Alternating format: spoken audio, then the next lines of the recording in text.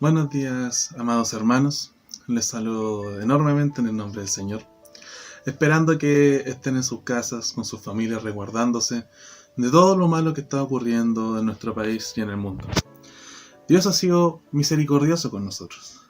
Nos ha cuidado, nos ha ayudado a nosotros, a nuestras familias, en nuestros trabajos, a muchos, y así también esperando que aquellas personas que están de una manera pausada en su trabajo puedan nuevamente volver a sus labores para poder generar los ingresos que su familia y ellos mismos necesitan. A pesar de todo, Dios ha sido bueno con nosotros. Me gustaría leer un trozo de su palabra que se encuentra en el libro de Isaías, en el capítulo 55, versículos 10 y 11. Dice así: Porque como desciende de los cielos la lluvia y la nieve, y no vuelve allá, sino que riega su tierra, y hace germinar y producir, y da semilla al que siembra, y pan al que come. Así será mi palabra que sale de mi boca. No volverá a mí vacía, sino que hará lo que yo quiero, y será prosperada en aquello para que ha sido enviada. Su palabra nos dice que todo lo que nosotros recibimos, toda palabra de Él, ya tiene un propósito determinado. Y no solamente es llenar nuestras vidas, sino que la de los demás. Es una fuente de alimento que permite que nosotros podamos necesitar de Él. Y es así, nosotros necesitamos de nuestro Dios. Y necesitamos de su palabra para que pueda florecer, germinar, como dice en el versículo, para que sea mejor a nuestra vida.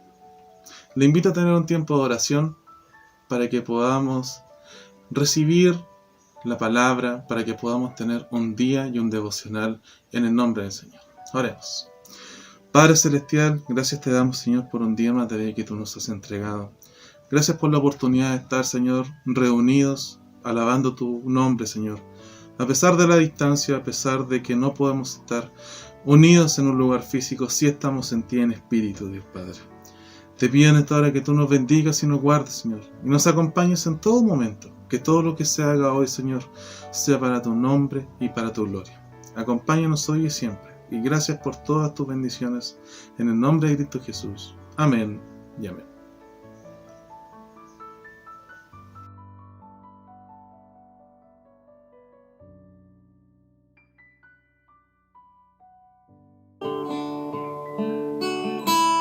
Medio el pecado fue a Jesús, mostréle mi dolor. Perdido errante vi su luz, bendíjome su amor. En la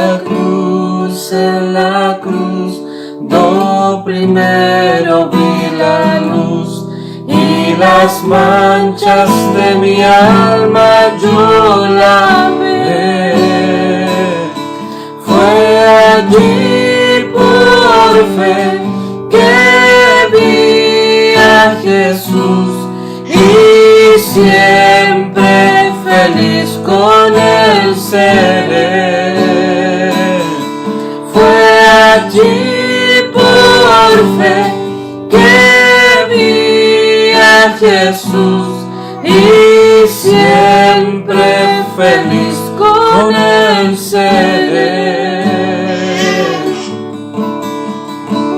Sobre una cruz de a mi Señor, por fe cuando él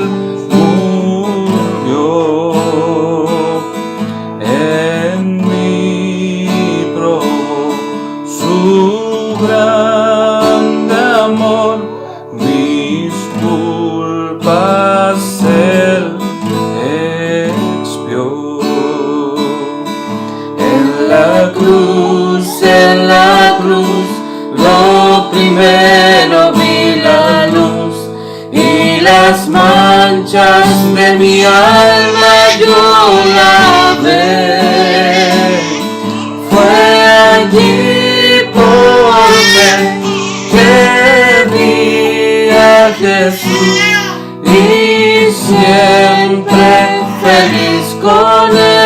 seré. Fue allí por fe que vi a Jesús y siempre feliz con él seré. Venció la muerte con poder y a gloria se exaltó.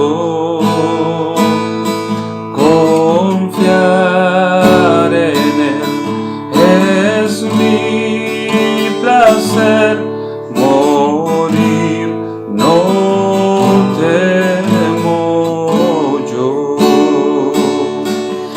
En la cruz,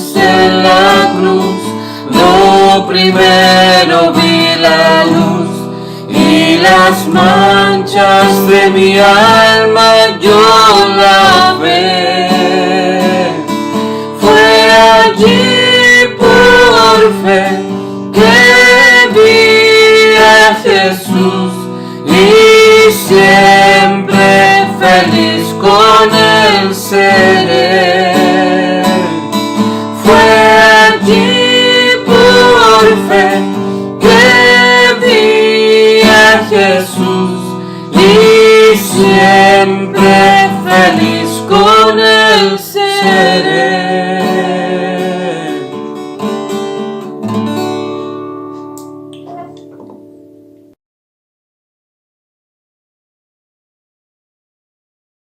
Amados hermanos, qué hermoso es poder estar el día del Señor nuevamente conectados en torno a su palabra. Y hemos adorado su nombre, sin duda lo hemos hecho. Me imagino cada uno de ustedes cantando en sus casas con gozo, con disposición, para luego ahora ya ir a lo que es la palabra del Señor. Estos tiempos han sido un desafío para muchos de nosotros en ver cómo podemos llegar con las Escrituras y con llegar con la palabra de Dios a los hogares de nuestros hermanos. Yo creo que ningún pastor puede decir, oh, esto es el futuro. Yo, por mi parte, creo de que nada reemplaza la reunión de los santos. De que estar en la casa del Señor es algo irreemplazable. Pero mientras llegue ese día, tenemos que aceptar con gozo estos esfuerzos de sustentar y de pastorear la iglesia. Y le animo a que usted se disponga en su corazón, de que usted prepare su vida. La palabra de Dios es poderosa. Y el Señor ha provisto estas herramientas que podemos nosotros poner al servicio del Señor para que la iglesia sea sostenida. Bien, confiamos de que Dios tiene todas las cosas preparadas y los tiempos de Él son perfectos, y en su momento veremos cómo también esto es levantado y podemos nuevamente volver a juntarnos. Quiero invitarles a que tengamos una reflexión en las Escrituras y que a través de esta reflexión podamos comprender cómo Dios nos manda a nosotros a adorar en medio de tiempos de aflicción. Voy a invitarles a que vayamos a la segunda epístola de Pablo a los Tesalonicenses, al capítulo 1, vamos a leer del verso 11 y 12, y de ahí vamos a extraer algunas enseñanzas que nos ayuden a orar, que nos muestren cómo orar.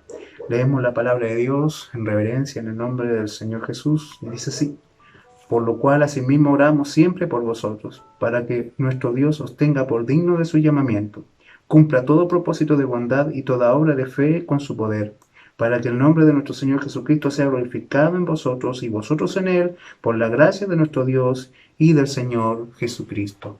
Amén.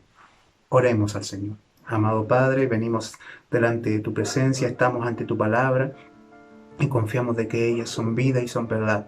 Mi Dios, prepara nuestros corazones a través de tu Espíritu Santo para recibir, Dios, esta voz que nos vivifica, y nuestros corazones sean movidos a la obediencia, nuestras vidas sean preparadas, dispuestas, Señor, para la observancia de tu gloria. Lo pedimos en el nombre de Jesús. Amén.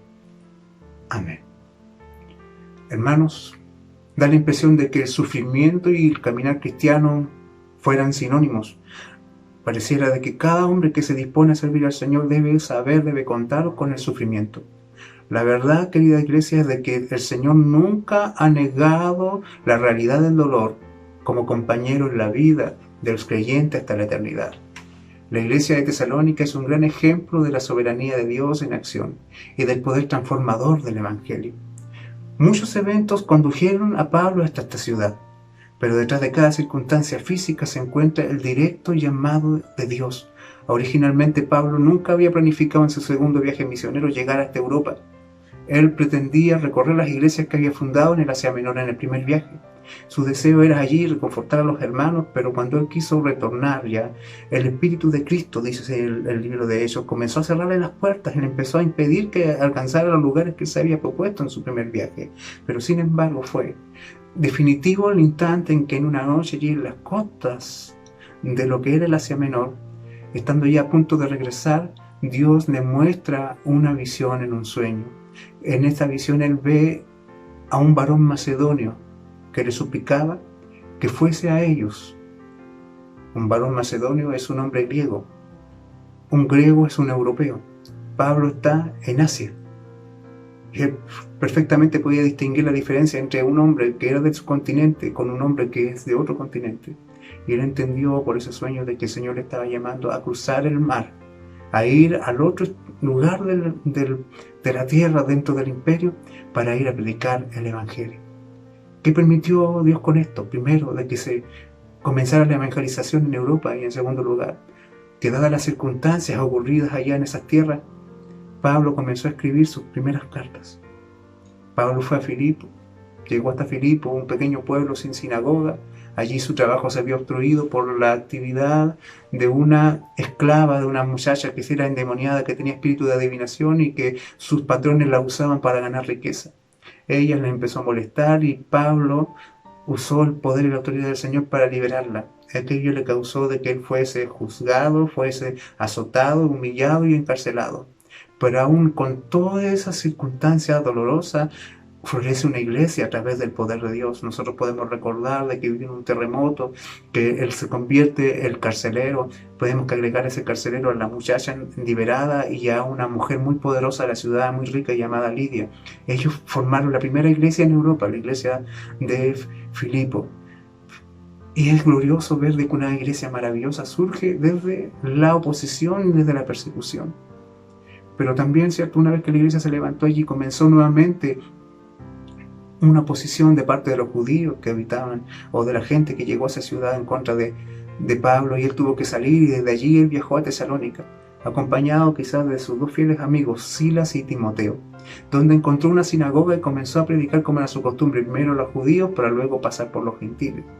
La predicación del Evangelio fue tan poderosa de que muchos se convirtieron y comienza a florecer una iglesia en ese lugar, en la ciudad de Tesalónica, que se caracterizaba por tener un carácter maduro, por tener una solidez espiritual, a pesar de que estaban en una tierra en medio de fuerte oposición. Y en esa oposición, en medio de ese dolor, Pablo insta a la iglesia, la alienta, dándole razones poderosas para poder esperar en Dios. Y estas razones poderosas para soportar la prueba son la certeza de la venida del Señor. El Señor vendrá por su iglesia, y eso es una esperanza. Es la esperanza suprema de la iglesia, que nos insta a mirar hacia los cielos, que nos insta a ver el consuelo final que viene a los hijos del Señor que sufren. Ese día estarán todas las demandas de justicia satisfechas. En ese día Dios habrá cobrado venganza sobre todas las maldades cometidas por los hombres. Ese es el día de la victoria final obtenida por Cristo para su iglesia. Por eso, la mirada durante el sufrimiento, queridos hermanos, no debe estar puesta en el dolor propio, no debe estar puesta en el dolor en sí, sino que debe estar puesta en la esperanza que nos aguarda. Ahora, sin duda, estos últimos son bonitos, ¿cierto? No mires el dolor, mira la esperanza. Pero ¿cómo se convierte esto en realidad en el día a día? ¿Cómo lo hacemos? ¿Cómo hacemos que esta frase sea algo práctico y real para nosotros? Porque sin duda el dolor es algo real, pero la esperanza también. Ahora, ¿cómo yo practico esperanza? A través de la oración. La oración es una forma práctica de ejercer esperanza. Y sin duda somos llamados a orar sin cesar. Esto significa hacerlo en todo tiempo, incluyendo los tiempos de sufrimiento, de prueba y de dolor. Aún, hermanos, es más, mientras más débil te sientas, más debes orar. Cuando más pequeño y expuesto estés, más debes clamar al Señor. Y aún es más, conociendo nuestra realidad, cuando menos deseos tengas de orar, es cuando más debes de orar. Luego Pablo, de darle la esperanza a la iglesia y recordarles la venida del Señor, eleva a él una oración por sus hermanos, una oración que nos sirve de modelo. acerca de cómo orar en el medio de la tristeza, cómo orar en el día de la aflicción. Curiosamente, Pablo no oró para que la prueba sea pasando por ellos y que se vaya rápido. Él no oró para pedir de que sea menos dolorosa. No, no oró así. Y quiero que recordemos a través de estos cortos versículos cómo orar para el día de la aflicción. ¿Cuánto estamos orando? Señor, que se pase la pandemia luego, que se termine esto y que nadie se enferme de mis familiares. Pero eso debería ser la oración principal. Bueno, está mal que oremos por eso. Pero ¿es solo Dios quiere hacer eso en nosotros? ¿O querrá hacer algo más? De eso es lo que vamos a ver en este texto, en esta exposición. Nosotros podemos encontrar aquí en las Escrituras lo siguiente. Pablo oró para que Dios los tenga por dignos de su llamamiento. La oración de Pablo, Silas y Timoteo es constante por los tesalonicenses. Ellos oran, dice, oramos siempre por vosotros. Todo el tiempo están pidiendo por esta iglesia. Ellos no estuvieron mucho tiempo en Tesalónica, no pudieron hacerlo, pero un gran amor surgió por estos hermanos, por esta sufriente y aguerrida iglesia. Y su oración no es porque las persecuciones se terminen y que por fin puedan encontrar favor en la gente de la ciudad y los dejen tranquilos. No, ellos oran para que Dios los tenga por dignos de su llamamiento. La oración empieza rogando a Dios que los tesalonicenses puedan estar a la altura de la gloriosa gracia que Dios les ha impartido, que sus pensamientos, sentimientos, emociones y expresiones sean propias de alguien que está consciente de que ha sido llamado por Dios. Oran porque en medio de su dolor Dios observe a los tesalonicenses. Ellos oran para que Dios vea los sufrimientos de su iglesia, vea su iglesia y Dios se sienta deleitado en su iglesia, que les dé su aprobación, que Dios los tenga por dignos.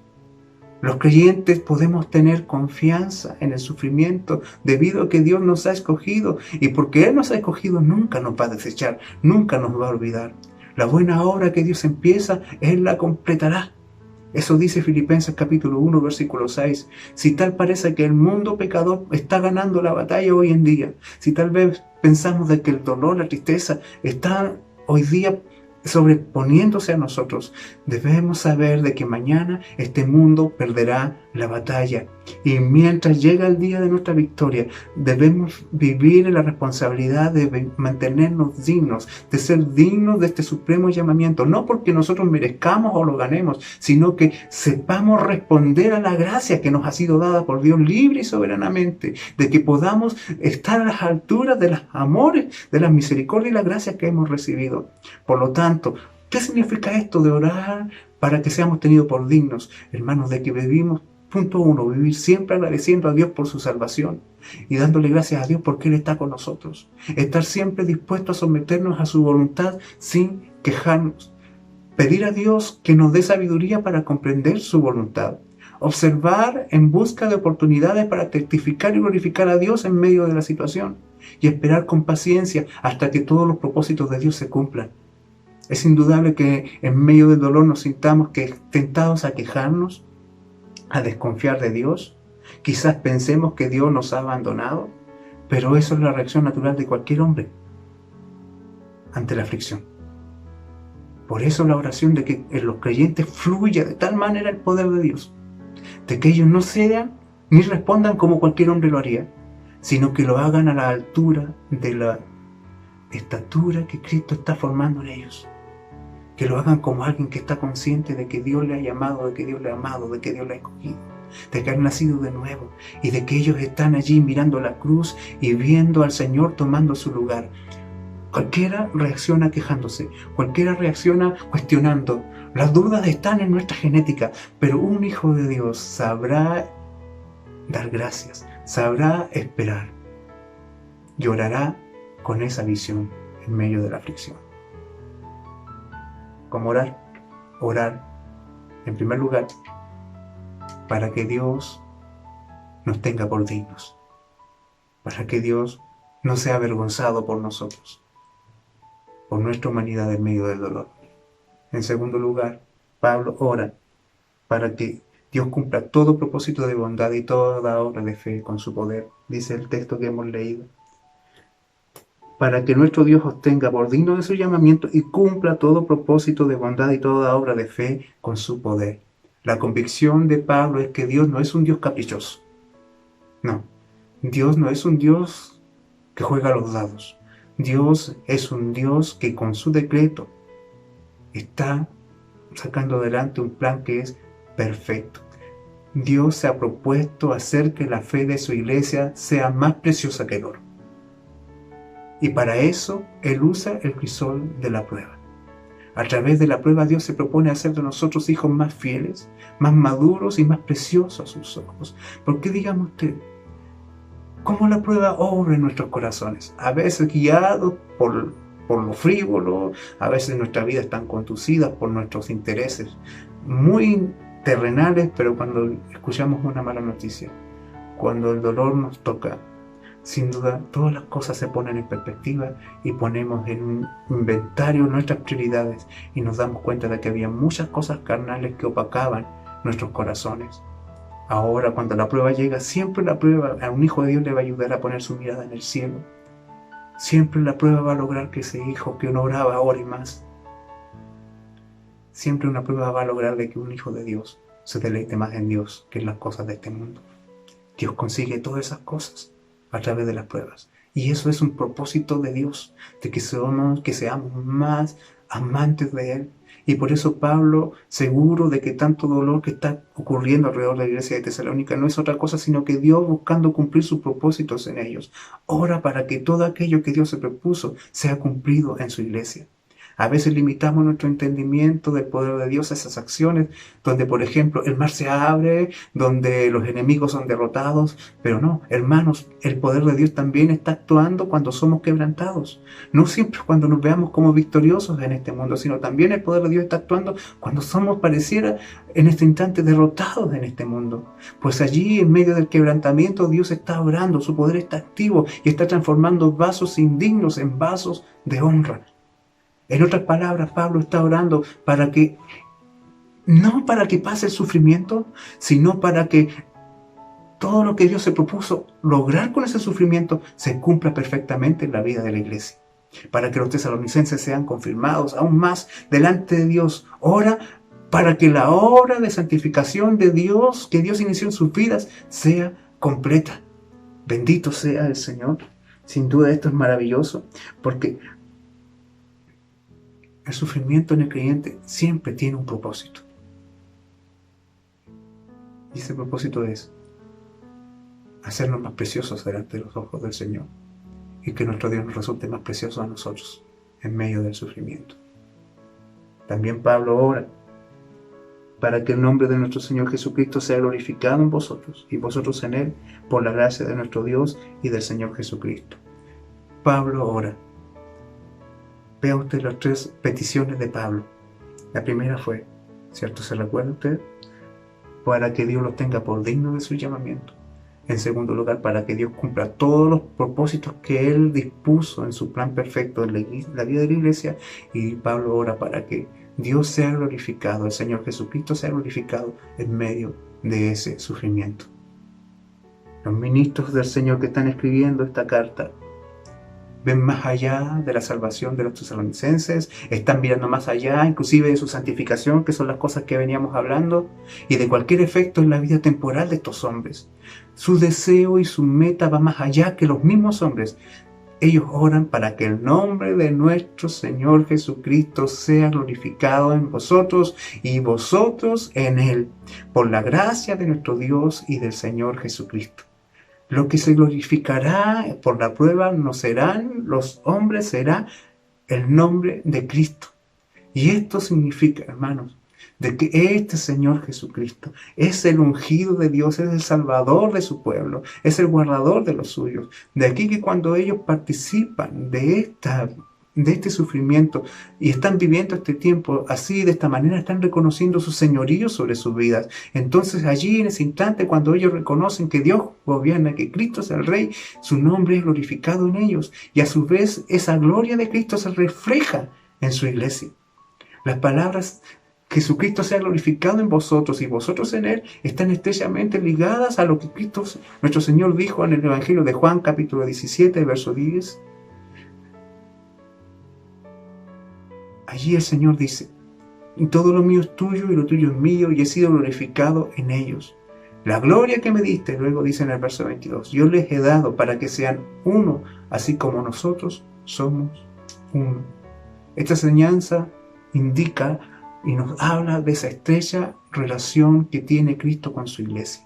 Esto significa, hermanos, que mientras Él es glorificado y que nosotros seamos glorificados en Él, dice, hermanos, perfectamente entendible de que estamos tan unidos en Cristo, estamos tan unidos a Cristo, de que Él nunca se va a alejar de los suyos, aun cuando ellos estén sufriendo la aparente derrota de los hijos de Dios en medio de este mundo.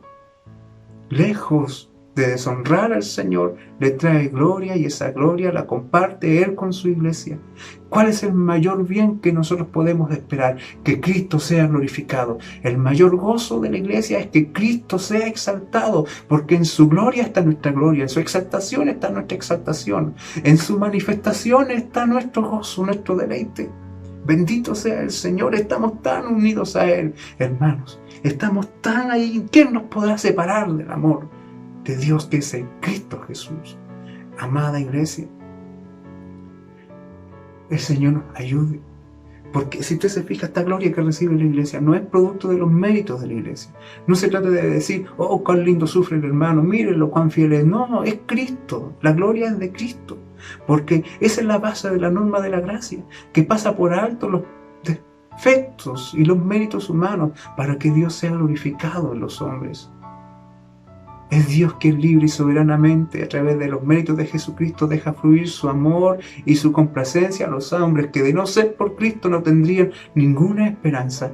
Entonces esta gracia que nos salva es la que nos sostiene en medio de la prueba, para que el nombre de Jesucristo sea aún glorificado mientras sufrimos. Como orar en medio de la aflicción.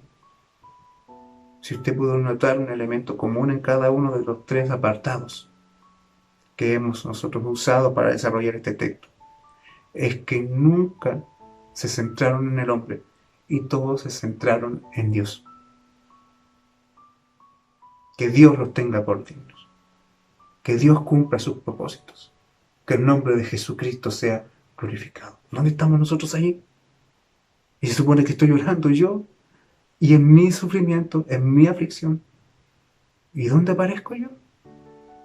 El mayor bien, lo mejor que me pueda pasar, es que Cristo aparezca siempre.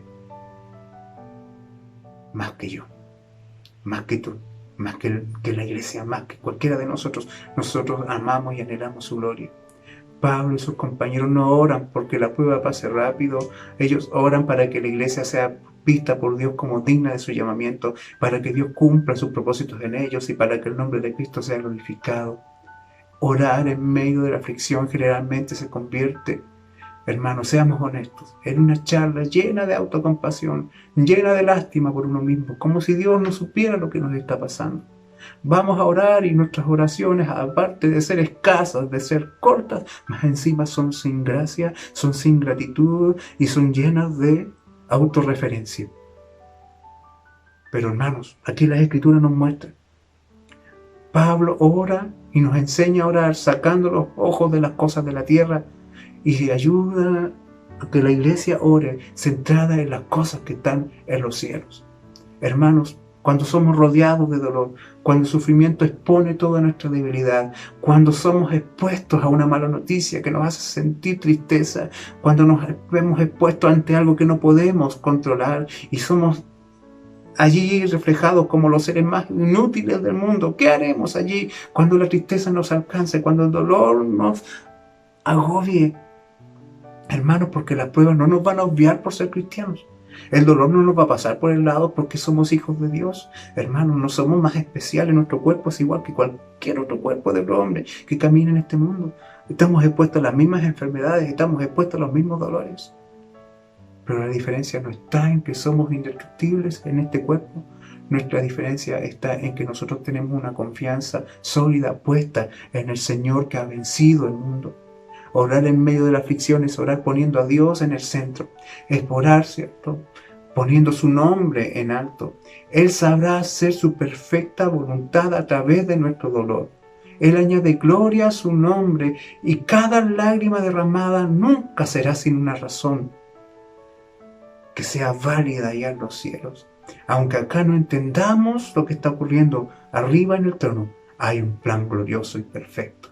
Por lo tanto, si hemos de orar, sobre todo en estos tiempos de tanta dificultad, oremos al Señor. Señor, haz obra, glorifícate, y mientras tú estás obrando, permite que sea tu nombre glorificado a través de nuestras vidas, de que yo sea el instrumento que lleve, Señor, tu nombre a aquellos que te necesitan.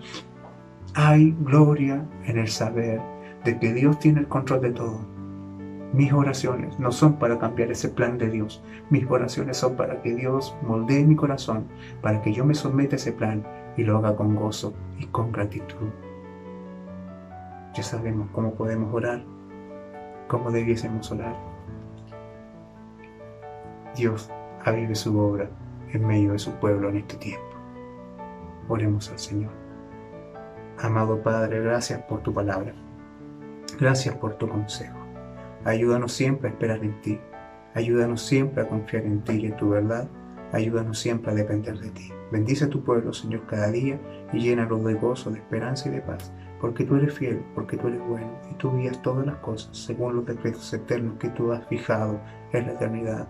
Ayúdanos, Señor, en la aflicción, a confiar y a esperar en ti. Ayúdanos, mi Señor, a ser dignos de tu llamamiento, a estar a las alturas de tus misericordias, Dios, a ser alguien que corresponda a la gracia que ha recibido. Ayúdanos, mi Dios amado, a esperar en tus obras. Sabemos de que tú estás haciendo algo, tus propósitos se han de cumplir. Ayúdanos, mi Dios, a que seamos gente que te glorifique en medio del dolor y no solamente cuando las cosas van bien. Bendice a tu iglesia, te lo pido en el nombre de Jesús. Amén. Amén.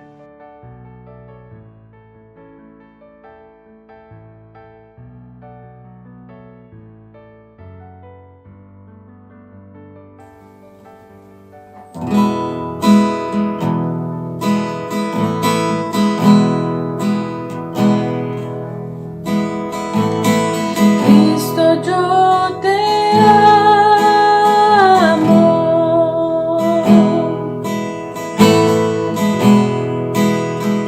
Cristo, yo te amo. No hay nadie como tú,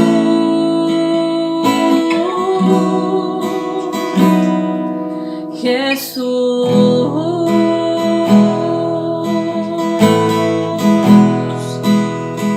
Cristo, yo te amo. Cristo, yo te amo. No hay nadie como tú,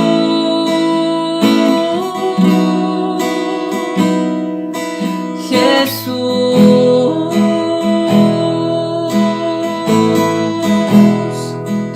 Y no sé dónde estuviera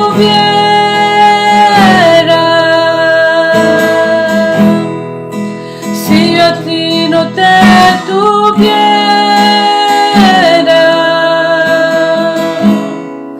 si no hubiera conocido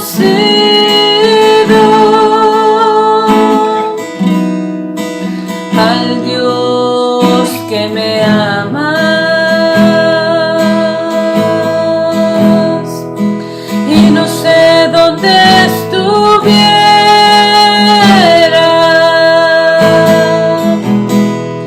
si yo a ti no te tuviera,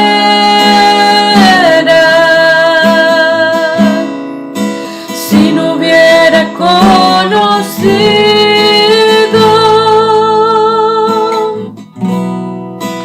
al Dios que me ama.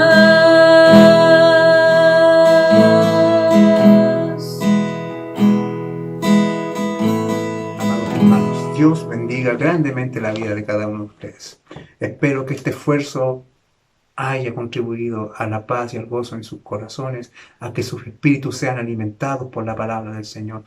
sabemos los días que vienen, no sabemos cuándo por fin nos volveremos a reunir, pero sí sabemos de que Dios tiene el control, de que Dios está obrando, de que Dios se está glorificando en medio de todo este tiempo. Le animo a que siga buscando al Señor, que aproveche todo el material que nos hace llegar, tanto el pastor Juan Carlos como que compartimos durante la semana, para mantener nuestros espíritus alimentados por su palabra. Necesitamos al Señor todos los días y por eso estamos preocupados de que usted reciba palabra de Dios, que es casi prácticamente todos los días de la semana.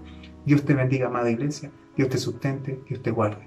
La paz de Dios sea sobre cada uno de ustedes y de sus familias. El Señor les bendiga.